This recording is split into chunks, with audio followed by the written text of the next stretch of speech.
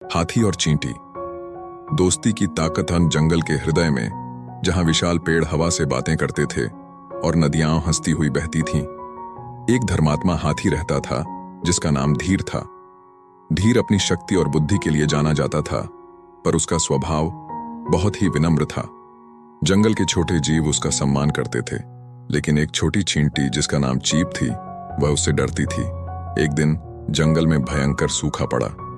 नदियां सूख गईं, पेड़ मुरझा गए और जानवर भूख से व्याकुल हो गए। चीप अपनी कॉलोनी के भोजन की तलाश में निकली, मगर उसे कुछ नहीं मिला।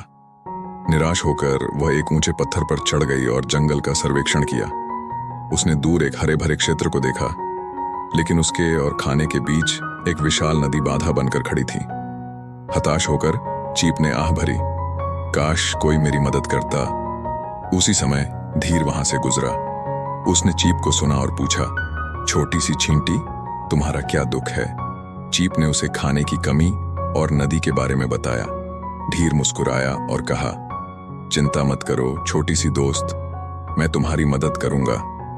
धीर अपनी सूंड का उपयोग करके नदी में चट्टानें रखना शुरू कर दिया, धीरे धीरे एक रास्ता बनाते हुए। चीप और उसकी कॉलोनी के लिए नदी पार करना अब सुरक्षित था। कुछ ही समय में चींटियां हरे भरे क्षेत्र तक पहुंच गईं और भरपूर मात्रा में भोजन इकट्ठा किया। चीप ने धीर का बहुत आभार माना और कहा, आपकी ताकत ने मेरी कॉलोनी को बचा लिया है। धीर ने उत्तर दिया, यह ताकत कुछ भी नहीं है जब तक इसे अच्छे कामों के लिए इस्तेमाल नहीं किया जाता।